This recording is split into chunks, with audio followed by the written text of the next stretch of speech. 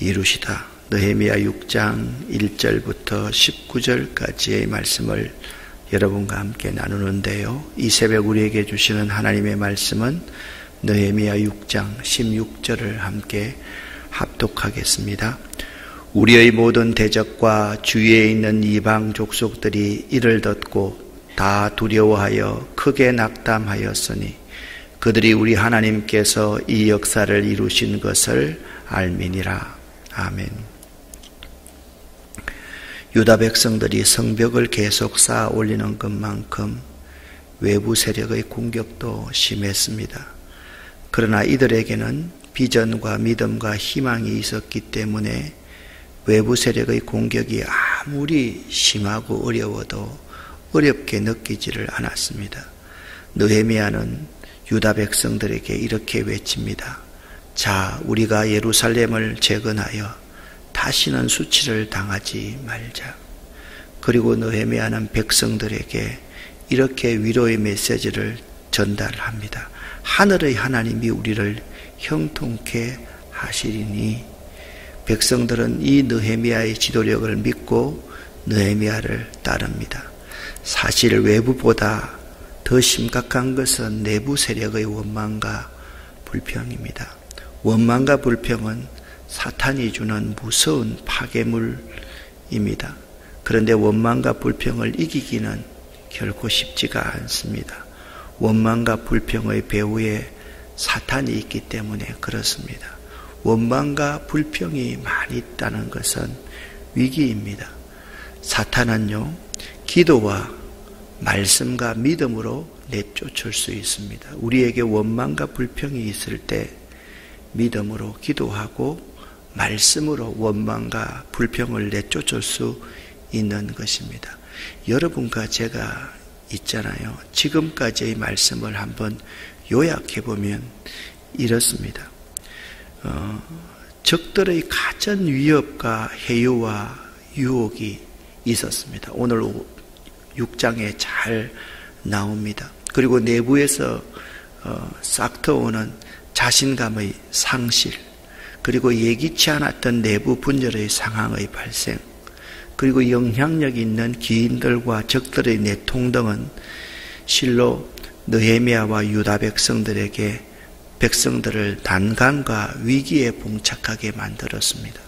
우리들도 마찬가지입니다. 우리들도 어떤 일을 해나가려고 하면 이런 네 가지의 큰 산과 같은 유혹과 우리를 시험하는 환난들이 참으로 많이 온다라는 것입니다. 오늘 여러분과 함께 읽겠지만 적들은요, 가전 위협과 해유와 유혹을 해옵니다. 그럴 때요, 내부의 사람들이 막 흔들립니다. 할 수 있을까? 과연 우리가 이룰 수 있을까? 내부 사람들의 자신감이 상실됩니다. 그리고 내부에서 서로가 서로를 정죄하고 서로 비난하는 내부의 분열 상황이 발생합니다. 그리고 있잖아요, 내부에서 영향력 있는 사람들을 이 사단의 세력들이 자꾸 유혹해서 그들 가운데로 넘어가 있는 모습을 볼 수가 있습니다.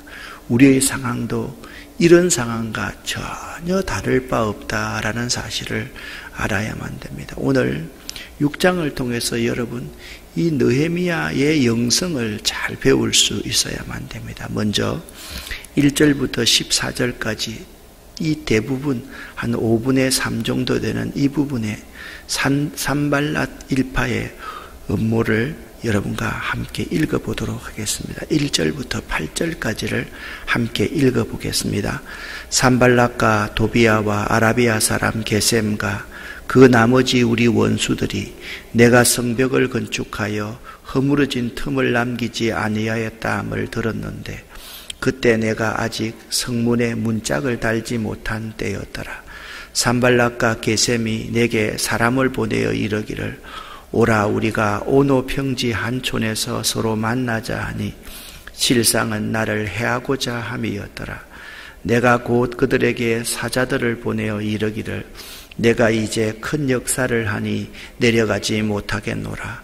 어찌하여 역사를 중지하게 하고 너희에게로 내려가겠느냐 하며 그들이 4번이나 이같이 내게 사람을 보내되 나는 꽃같이 대답하였더니 산발랏이 5번째는 그 종자의 손에 봉하지 않은 편지를 돌려 내게 보냈는데 그 글에 이르기를 이방 중에서도 소문이 있고 가스무도 말하기를 너와 유다 사람들이 모반하려 하여 성벽을 건축한다 하나니 네가 그 말과 같이 왕이 되려 하는도다. 또 내가 선지자를 세워 예루살렘에서 나를 들어 선전하기를 유다의 왕이 있다 하게 하였으니 지금 이 말이 왕에게 들릴지라. 그런즉 너는 이제 오라 함께 의논하자 하였기로 내가 사람을 보내어 그에게 이르기를 네가 말한 바 이런 없는 일이요 내 마음에서 지어낸 것이라 하였나니. 아멘. 적들은요, 이 느헤미야가 아직 성문에 문짝을 달지 못할 때 사람을 보내어서 이렇게 말합니다. 느헤미야, 당신이 우리가 오노 평지에서 기다릴 테니까 와서 우리와 협상을 좀 하자. 좋은 게 좋지 않겠느냐라고 그렇게 말합니다. 그것은 오늘 2절 하반절 말씀에 보니까 실상은 나를 해코지하려 함이었더라 라고 말씀을 하고 있습니다. 그런데 느헤미야는 4번씩이나 그들의 제의를 거절해 버립니다. 5번째가 되자 그는 그 종자의 손에 있잖아요.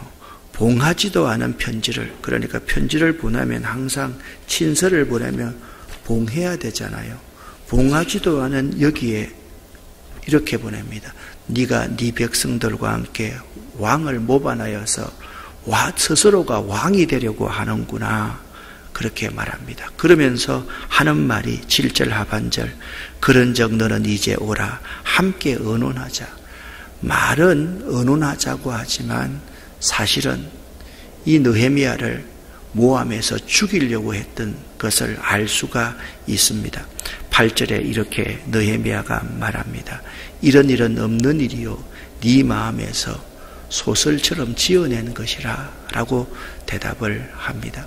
느헤미야가 3절 말씀을 보면 이렇게 말합니다. 내가 이제 큰 역사를 하니 내려가지 못하겠노라 라고 이야기를 합니다. 자, 1절부터 8절까지 해서 5차례에 이르러서 함께 모여서 의논하자라고 적들이 느헤미야에게 제안을 하자 다 거절함 받았습니다. 9절부터 14절까지 함께 읽어보겠습니다. 이는 그들이 다 우리를 두렵게 하고자 하여 말하기를 그들의 손이 피곤하여 역사를 중지하고 이루지 못하리라 함이라. 이제 내 손을 힘입게 하옵소서 하였노라. 이후에 무헤다벨의 손자 들라야의 아들 스마야가 두문불출하기로 내가 그 집에 가니 그가 이르기를 그들이 너를 죽이러 올 터이니 우리가 하나님의 전으로 가서 외소 안에 머물고 그 문을 닫자. 저들이 반드시 밤에 와서 너를 죽이리라 하기로 내가 이르기를 나 같은 자가 어찌 도망하며 나 같은 몸이면 누가 외소에 들어가서 생명을 보존하겠느냐. 나는 들어가지 않겠노라 하고 깨달은즉 그는 하나님께서 보내신 바가 아니라 도비아와 산발랏에게 뇌물을 받고 내게 이런 예언을 함이라.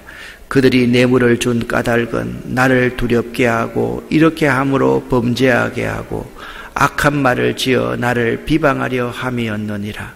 내 하나님이여 도비아와 산발랏과 여선지 노아다와 그 남은 선지자들 곧 나를 두렵게 하고자 한 자들의 소행을 기억하옵소서 하였노라.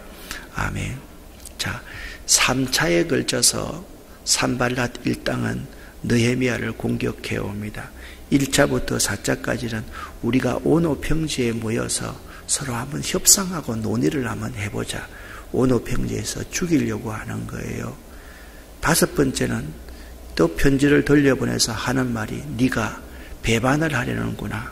스스로 왕이 되려고 하는구나 라고 말했습니다. 이제 3차에 이렇게 느헤미야에게 선지자를 돈으로 매수해가지고 그가 이렇게 말합니다. 성전에 외소에 들어가서 우리가 숨자. 그러면 그렇지 않으면 그들이 킬러를 보내가지고 너를 죽일 것이다.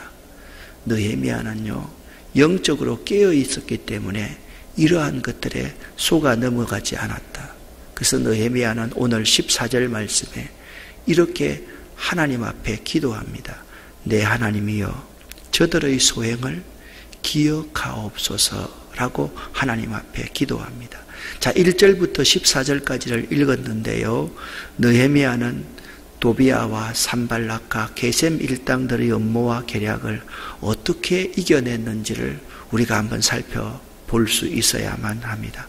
먼저 느헤미야는 하나님이 원하시는 일이 무엇인지를 확실히 알고 있었기 때문에 요동하지 않았습니다. 하나님이 자신에게 맡긴 일은 무엇입니까?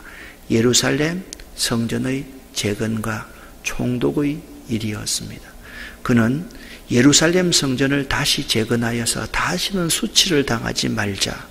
그것이 그의 인생의 하나의 중요한 작은 목표였던 것입니다. 결코 하나님이 원하시는 일을 그는 잊지 않았다라는 사실을 우리는 배울 수 있습니다. 또한 선악간에 판단하시는 하나님께 기도함으로써 어려움을 이겨냈습니다. 그는 온갖 모함에 대하여서 자기가 직접 나서서 해결하려고 변명하려고 하기보다는 하나님께 호소했던 것을 볼 수가 있습니다. 우리에게 모함과 어려움이 있을 때 내가 그것을 직접 해결하려고 나서기보다는 하나님께 문제를 내어놓고 히스기야 왕처럼 기도할 수 있어야만 됩니다. 여러분과 제가 9절 말씀을 함께 읽어보겠습니다. 이는 그들이 다 우리를 두렵게 하고자 하여 말하기를 그들의 손이 피곤하여 역사를 중지하고 이루지 못하리라 함이라. 이제 내 손을 힘있게 하옵소서 하였더라. 아멘. 느헤미야는 이제 내 손을 힘있게 하옵소서라고 하나님 앞에 기도를 합니다. 내 손을 힘있게 하옵소서라는 이 말은 현대인의 성경에 보면 하나님이여 나를 강하게 하소서라는 의미입니다. 느헤미야도 사람이기 때문에 두렵지 않았겠습니까? 흔들리지 않았겠습니까? 그때 느헤미야가 하나님 앞에 이렇게 말합니다. 하나님이여 나를 강하게 하시옵소서라고 기도했던 것입니다. 느헤미야는 난간에 봉착해서도 여유있게 행동할 수 있었던 것은 하나님과 친밀하게 교제하고 기도했기 때문이었습니다. 그리고 건축하는 일과 총독으로서의 임무를 다 꾸준하게 계속할 수가 있었습니다. 그러면서도 그는 가만히 있지는 않았습니다. 지혜롭게 필요한 대답과 반박들을 또박또박 산발락과 도비아와 게셈 일당에게 하였던 것을 기억할 수가 있습니다. 8절 말씀을 보면 내가 사람을 보내어서 그에게 이르기를 네가 말한 바 이런 일은 없는 일이요 네 마음에서 지어낸 것이라. 그렇게 정확하게 그들의 잘못을 지적하고 있는 모습을 볼 수가 있습니다. 당신이 말한 것은 사실이 아니요 당신 마음대로 생각해서 지어서 꾸며낸 소설과 같은 일이요 라고 느헤미야가 말했던 것입니다. 또한 느헤미야는 스마야의 예언이 거짓임을 곧 알아차렸는데 스마야가 어떻게 예언했습니까? 그들이 너를 죽일 터이니 성전 외소에 들어가서 숨자. 그런데 이는 느헤미야가 얼마나 사려 깊은 사람이며 또한 일상적으로 하나님과 친밀한 교제를 나누었는지를 엿볼 수 있습니다. 우리는 이 거짓 선지자 스마야를 통하여서 두 가지를 배울 수가 있습니다. 하나님과 재물을 겸하여 섬길 수가 없다라는 거죠. 하나님의 예언자가 산발락과 도비아가 주는 뇌물에 취하여서 하나님의 이름을 팔아서 하나님의 백성들을 미혹에 빠뜨리는 것, 이러한 거짓 예언자를 구별할 수 있어야만 되는 것입니다. 이렇게 구별할 수 있는 영성을 가졌던 것은 느헤미야는 하나님에 대한 전적인 신뢰를 가지고 있었습니다. 그래서 매일 하나님과 친밀한 교제를 하였던 사람입니다. 여러분 이거 명심해야 됩니다. 하나님에 대한 전적인 신뢰를 갖고 하나님과 친밀하게 교제하라. 두 번째, 하나님의 뜻이면 확실하게 순종하라. 99%의 순종이 아니라 100% 순종하라. 그래서 그 하나님의 뜻에 기초해서 기도하는 삶을 살아가야지 이런 어려움들을 이길 수 있다라는 것이죠. 여러분 매일 친밀하게 교제하는 거 매우 중요합니다.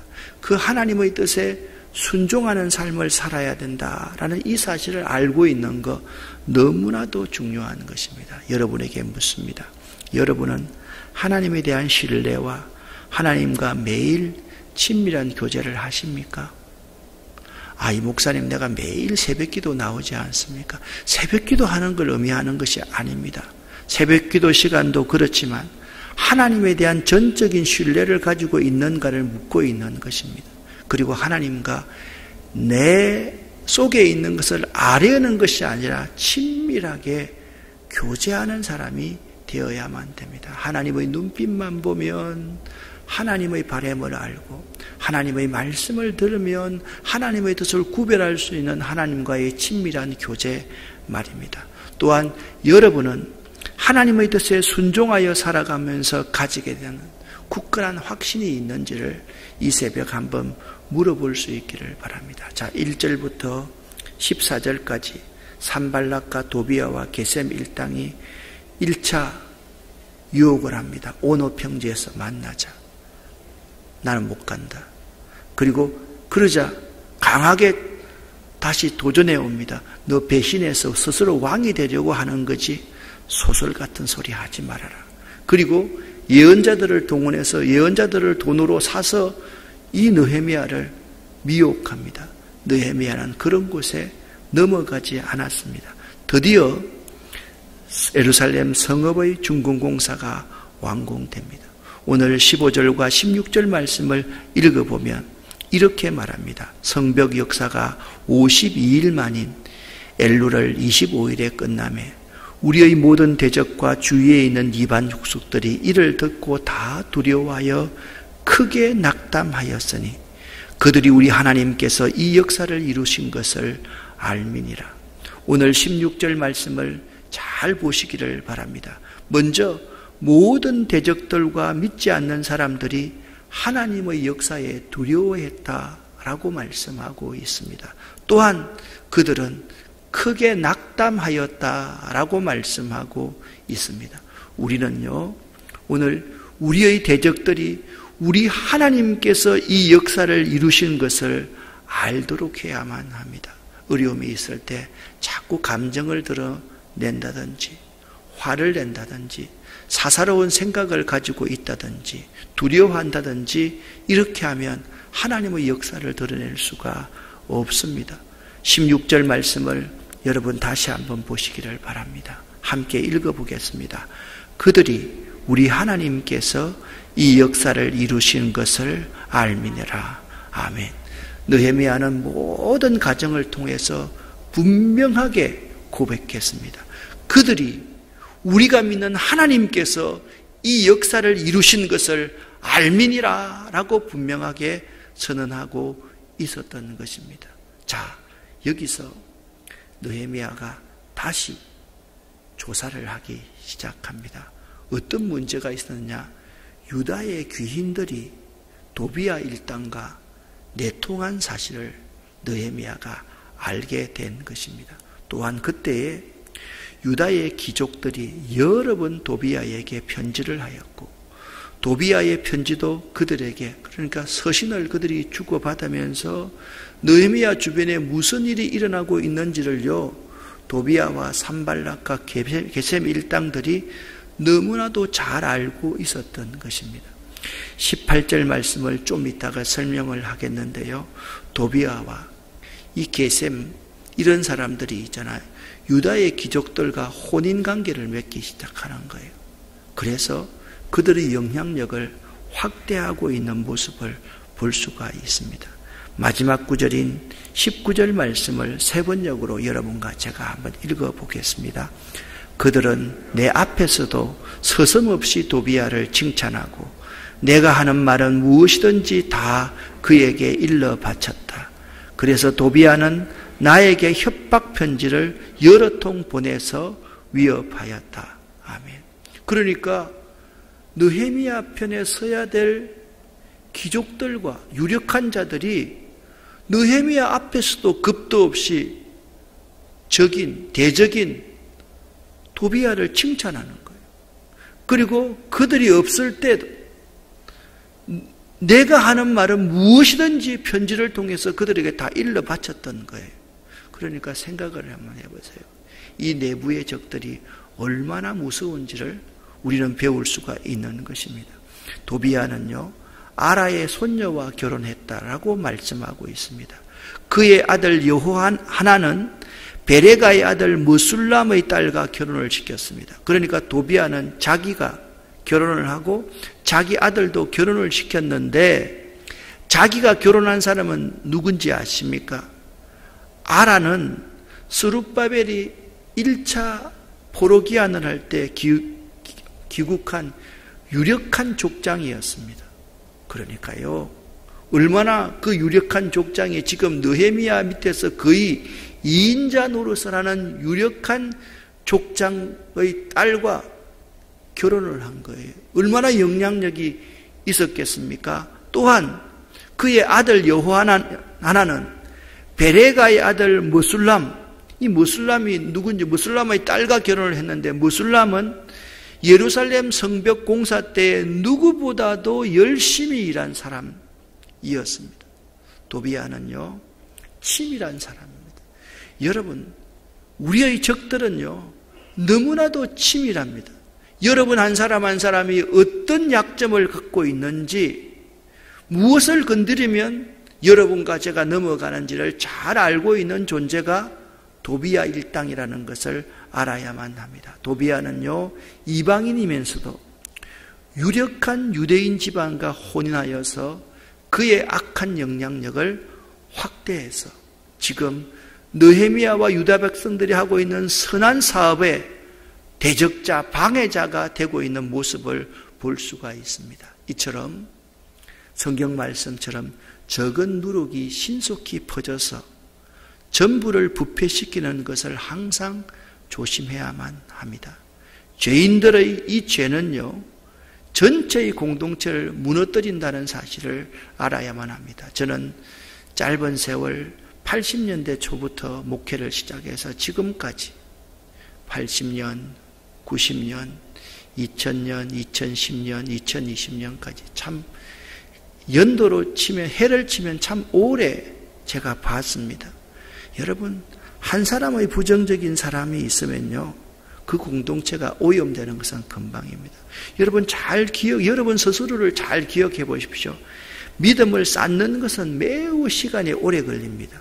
그런데 이 믿음을 허물어뜨리는 것은 일순간이라는 사실을 알아야만 합니다. 적은 누룩이 전부를 부패시키는 것은 일순간이다. 그렇기 때문에 항상 영적으로 깨어서 하나님을 신뢰하면서 하나님과 친밀하게 교제할 수 있어야만 합니다. 데살로니가 전서 5장 20절 21절 말씀에 이런 말씀이 있습니다. 범사에 헤아려 좋은 것을 취하고 악은 모양이라도 부리라 라고 말씀했습니다. 저는 어제는 새벽 예배를 좀 쉬고 이렇게 하면서 하루 종일 이 말씀을 묵상해 보았습니다. 여러분과 제가 한번 읽어보겠습니다. 내가 일하면 그냥 내가 일할 뿐이지만 내가 기도할 때에 하나님이 일하십니다. 아멘. 여러분 가만히 한번 생각해 보세요. 내가 일하고 일하면 그냥 일할 뿐이지만 내가 기도하면 하나님이 일하십니다. 느헤미야의 장점은 어디 있습니까? 느헤미야의 영성은 어디 있습니까? 느헤미야의 리더십은 어디 있습니까? 하나님을 신뢰하면서 하나님이 자기에게 맡기신 그 일을 위해서 흔들리지 않는 견고함을 가지고 있었던 사람이 느헤미야였던 것입니다. 그렇기 때문에 어떠한 유혹도 어떠한 타협도 그는 하지 않고 뚜벅뚜벅 하나님이 시키시는 그 일을 위해서 나아갈 수 있었던 것입니다. 자, 우리가 예루살렘 성을 건축하여 다시는 수치를 당치 말자. 이것이 느헤미야의 삶이었습니다. 그렇기 때문에 결코 흔들리지 않을 수 있었다. 여러분, 하나님을 신뢰하며 매일 하나님과 친밀하게 교제하실 수 있기를 예수 이름으로 간절히 축원합니다. 여러분에게 기도를 부탁을 드립니다. 오늘 우리 교회 아이들 8명이 입시를 치릅니다. 그리고 1명은 새벽기도 나오시는 분의 아들이 있습니다. 9명입니다. 입시생들을 위해서 기도해 주시기를 부탁을 합니다. 제가 기도하겠습니다. 하나님 아버지, 오늘 입시를 치르는 우리 사랑하는 아들, 딸들에게, 우리의 손자, 손녀들에게 하나님께서 복에 복을 내려 주시옵소서. 평온하게 하시고 확신을 가지고 시험을 잘 치를 수 있도록 도와주시옵소서. 이 새벽에 이 새벽 제단을 쌓는 우리 모두를 축복합니다. 하나님, 우리 모두가 하나님만 신뢰할 수 있도록 도와주시옵소서. 대적들을 향해서 담대하게 선포하고 선언하되 하나님께 모든 것을 아뢰고 하나님과 교제하는 저희들이 되기를 원합니다. 느헤미야의 이 영성을 본받기를 원합니다. 예수 그리스도 이름으로 축복하고 간절히 기도드립니다. 아멘. 주여 믿습니다.